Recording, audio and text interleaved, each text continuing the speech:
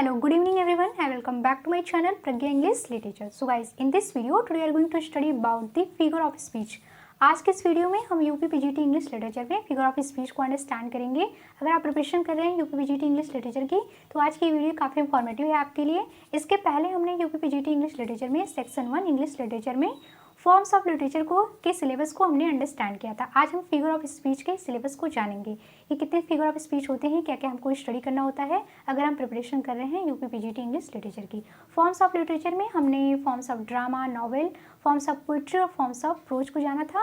Video का link आपको description box में मिल जाएगा या आप चैनल पर भी जाके वीडियो सेक्शन में वहाँ पे आपको वीडियोस मिल जाएंगे। ओके, तो स्टार्ट करते हैं हम आज का वीडियो। ओके, आज हमें जानना है फिगर ऑफ स्पीच के बारे में। ये सेकंड पॉइंट है in English literature figure of speech, this is second point.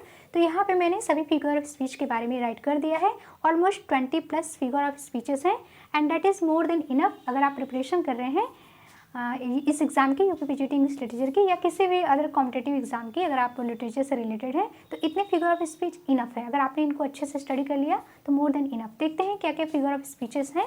Okay, so first one is simile, second is metaphor, personification, hyperbole, oxymoron, onomatopoeia, apostrophe, synecdoche, metonymy, allegory, antithesis, paradox, epigram, euphemism, litotes, pun, alliteration, transferred epithet, circumlocution, tautology, irony and bathos. Okay, so what is simile and what is metaphor. Simile आपने study किया होगा सिमली और metaphor के बारे में। सिमली जिसमें हम to different things का कंपेरिजन करते हैं। फॉर एग्जाम्पल के लिए सी इज लाइक ए मून, यहाँ पे सी और मून का कंपेरिजन किया गया है, दोनों ही डिफरेंट थिंग है। ओके, एंड एक और एग्जाम्पल लेते हैं। फॉर एग्जाम्पल के लिए Maharana Pratap fought like a lion in the battlefield, यहाँ पे महाराणा प्रताप को कंपेरिजन किया गया है लॉयन से। दोनों ही डिफरेंट थिंग है। जहाँ पे लाइक यूज़ हो रहा है, सो यूज हो रहा है जिस सेंटेंस में, डैट इज सिमली। और मेटाफर क्या है, मेटाफर के लिए मान लीजिए हमने इसी सेंटेंस को बोला ऐसे, Maharana Pratap was a lion in the battlefield, so that is metaphor. Metaphor में क्या है, सिमली इम्प्लाइड है। ओके,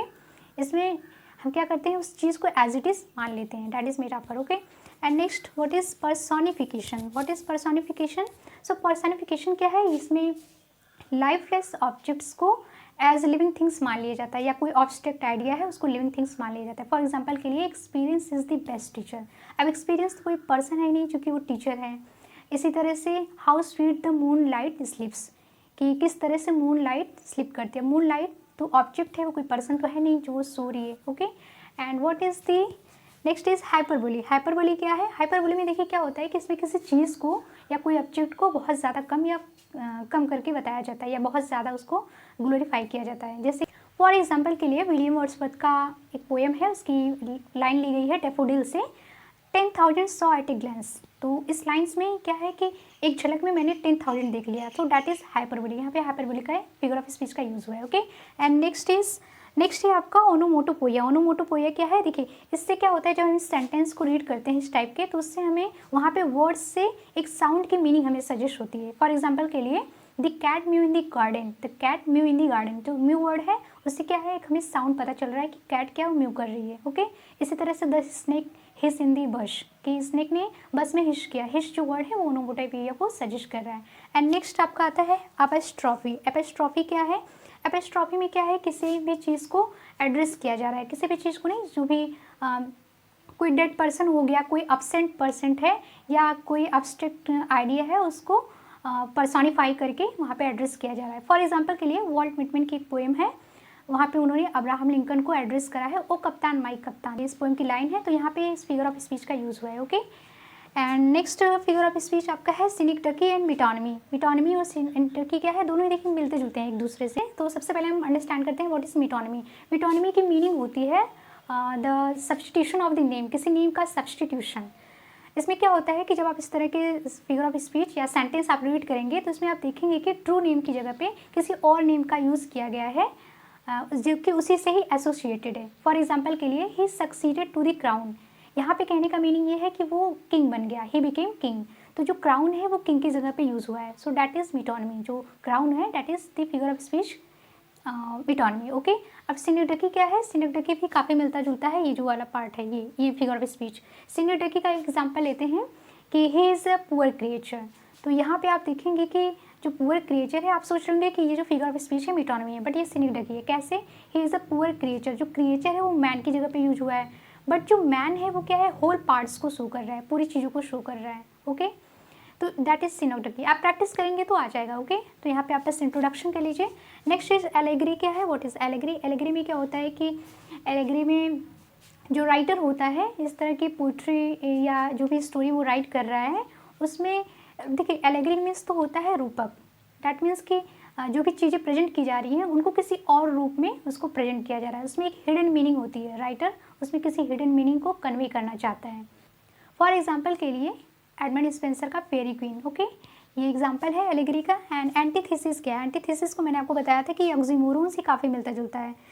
बट ऑक्सीमोरोन और एंटीथेसिस में डिफरेंस ये है, एंटीथेसिस क्या होता है कि इसमें टू डिफरेंट आइडियाज़ को, टू फ्रेजेस को एक साथ रखा जाता है और दोनों ही एक दूसरे को कंट्रास्ट करते हैं। फॉर एग्जाम्पल के लिए to err is human, to forgive is divine. क्या है, दोनों चीज़ें एक दूसरे को कंट्रास्ट कर रही हैं, बैलेंस में रखी हुई हैं, कंट्रास्ट कर रही हैं। और जो मैंने आपको ऑक्सीमोरोन का बताया था, लाइफ इज़ बीटर स्वीट, कि लाइफ क्या है, बीटर स्वीट है। यहाँ पे टू अपोजिट चीज़ें एक साथ रखी हुई हैं और दोनों ही एक साथ सिद्ध हो रही हैं लाइफ के बारे में। लाइफ इज़ बीटर स्वीट, तो ये डिफरेंस है। ओके, प्रैक्टिस करिएगा, आ जाएगा आपको। And next is paradox.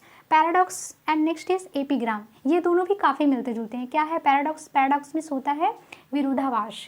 जब आप इस तरह के सेंटेंस आप रीड करेंगे तो आपको पता लगेगा कि ऐसे कैसे पॉसिबल है। फॉर एग्जाम्पल के लिए the child is the father of man, the child is the father of man. आप सोचेंगे कि ऐसे कैसे हो सकता है।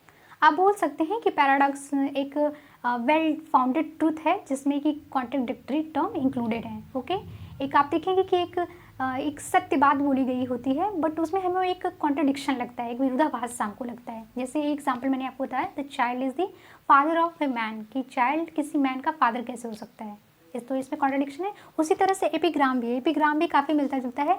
बट एपिग्राम में क्या है, एपिग्राम एक ब्रीफ सेइंग की तरह से होगा। इसमें भी कोई एक ट्रुथ बात बोली गई है। जैसे फॉर एग्जांपल के लिए defend me from my friend, कि मुझे मेरे फ्रेंड से बचाओ। अब आप सोच रहे कि फ्रेंड से कैसे बचाना है, तो ये भी पैराडॉक्स की तरह से मिलता जुलता है बट यहाँ पे एक ब्रीफ सेइंग है। दोनों काफ़ी सिमिलर है। Okay, and next is euphemism. Yes, next is euphemism. क्या है? सी, यूफेमिज्म का यूज़ किसी भी बात को बहुत ही पोलाइट वे में या जेंटल वे में या बहुत ही प्लीजेंट वे में कहने के लिए यूज़ किया जाता है यूफेमिज्म का। फॉर एग्जांपल के लिए हर फादर डाइड यस्टरडे। इसी सेंटेंस को अगर हम इस तरह से राइट करें, हर फादर पास्ट अवे, तो ये थोड़ा प्लीजेंट लगता है। उस ये वाला जो पहले वाला जो सेंटेंस था वो थोड़ा हार्श लग रहा था, तो ज़्यादा पोलाइट वे में कहने। And the next figure of speech is litotes. What is litotes? Litotes क्या है? इसमें जो राइटर होता है वो किसी बात को एक्सेप्ट करता है उसके अपोजिट पार्ट को डिनाई करते हुए। ये कैसे हो सकता है, आप सोचेंगे। सो फॉर एग्जाम्पल के लिए, you are not a wise man. इसमें जो राइटर है वो ये कहना चाहता है कि यू आर फूल, कि आप वाइज नहीं हो, आप फूल हो। वाइज को वो डिनाई कर रहा है और फूल को वो एक्सेप्ट कर रहा है। Okay, so that is litotes. And इसी तरह से पन है। व्हाट इज पन? पन में आप देखेंगे कि इस प्रकार के सेंटेंसेस में फिगर ऑफ स्पीच का यूज़ किया जाता है पन का। इसमें आप देखेंगे कि सेंटेंस में एक ही वर्ड के टू मीनिंग निकल के आ रहे हैं। फॉर एग्जाम्पल के लिए, can the leopard change its spots, कि जो लेपर्ड है वो अपने स्पॉट्स को क्या चेंज कर सकता है। स्पॉट्स के देखिए यहाँ पर टू मीनिंग हो गई, एक तो जो प्लेस है और एक तो जिसके बॉडी पे जो स्पॉट्स बने हुए हैं। ओके, तो पन का यूज ज़्यादातर ह्यूमर के लिए यूज किया जाता है। जो राइटर है ह्यूमर प्रोड्यूस करने के लिए इस तरह के फिगर ऑफ स्पीचेस का यूज़ करता है, डबल मीनिंग के लिए यूज किया जाता है। Okay, and next is alliteration. क्या होता है एलिट्रेशन? इस तरह के जब आप सेंटेंसेस को रीड करेंगे तो आप देखेंगे कि सेंटेंस में जो 2-3 वर्ड्स हैं या उससे भी ज़्यादा हो सकते हैं, कम से कम 2-3 वर्ड्स हैं, उनके जो स्टार्टिंग के जो लेटर्स हैं उनको बार बार रिपीटिशन हो रही है। ओके, फॉर एग्जाम्पल के लिए, a load of learning lumbering in my head. यहाँ पे देखेंगे कि एल का 3 टाइम्स यूज़ हुआ है। Load of learning lumbering in my head. Lumbering means होता है ढेर लगना, कि मेरे माइंड में, मेरे हेड में बहुत सारी लर्निंग का ढेर लग गया। तो यहाँ पे एल 3 टाइम्स यूज़ हुआ है, तो यहाँ पे एलिट्रेशन है। And next is transferred epithet. ये आपका फिगर ऑफ स्पीच है। तो यहाँ पे आप टाइटल से देख रहे हैं कि एपिथेट का ट्रांसफर्ड हो रहा है। एपिथेट को आप एडजेक्टिव भी बोल सकते हैं। किसी सेंटेंस में आप देखेंगे कि जो एडजेक्टिव है किसी और प्लेस के लिए वो ट्रांसफर हो। फॉर एग्जाम्पल, ही ले all night on his sleepless pillow. कि वो पूरी रात अपनी स्लीपलेस पिलो में पड़ा रहा। अब यहाँ पे देखिए पिलो तो स्लीपलेस है नहीं, वो तो पर्सन स्लीपलेस है, तो यहाँ पे ट्रांसफर एपिथेट हुआ है, मीन्स जो ही का एडजेक्टिव है वो पिलो पे कर दिया गया है, so that is transfer epithet. Okay, and next one is circumlocution and tautology. Circumlocution क्या है? सर्कमलोशन की मीनिंग होती है गोल गोल घुमाना या किसी बात को घुमा फिरा के बोलना। ओके, आप इस तरह के जब सेंटेंसेस रीड करेंगे तो आप देखेंगे कि किसी बात को डायरेक्ट वे में ना करके इनडायरेक्ट वे में कहा जा रहा है, बहुत सारे वर्ड्स का यूज करके। एंड इसी तरह से टॉटोलॉजी है। What is tautology? टॉटोलॉजी क्या है? टॉटोलॉजी में आप देखेंगे कि किसी बात को, किसी फैक्ट या आइडिया को उसको रिपीट करने के लिए डिफरेंट वर्ड्स का यूज़ किया जा रहा है। Like I rejoice at happy sight. यहाँ पे रिजॉइट और हैप्पी दोनों ही सेम फैक्ट है और दोनों को ही डिफरेंट वर्ड्स का यूज़ करके यहाँ पे प्रेजेंट किया जा रहा है। ओके, ऐसे और भी बहुत सारे एग्जांपल है। Next is irony and pathos. So what is the irony? Irony figure of speech क्या है? आयरनी में आप देखेंगे कि इस तरह के सेंटेंसेस में इसमें जो उसकी एक्चुअल मीनिंग है वो बिल्कुल डिफरेंट होती है। जो उसमें राइटर बोलना चाह रहा है वो कह तो कुछ और रहा है बट उसकी मीनिंग बिल्कुल ही डिफरेंट है, उसकी बिल्कुल अपोजिट है एक्चुअली। एग्जाम्पल के लिए जूलियस सीजर में मार्क एंटोनी वो ब्रूटस के लिए एक लाइन बोलता है, Brutus is an honourable man. Actual में वो कह तो कुछ और रहा है बट उसकी एक्चुअल जो मीनिंग है वो डिफरेंट है। यहाँ पे आयरनी का यूज़ किया गया है। ओके, एंड आयरनी क्या होता है? सरकेज़म से मिलता जुलता है काफ़ी, बट सरकेज़म में क्या होता है कि जो बात बोली जा रही है वो बिल्कुल वैसे ही बोली जा रही है। अगर बोली जा रही है कि यू आर फूल तो उसको सरकेज़म में फूल ही बोला जाएगा। आयरनी में क्या है कि डिफरेंट बोला जाता है, अपोजिट उसका बोला जाता है। और इसी तरह से नेक्स्ट आपका फिगर ऑफ स्पीच है बाथोस। What is बाथोस?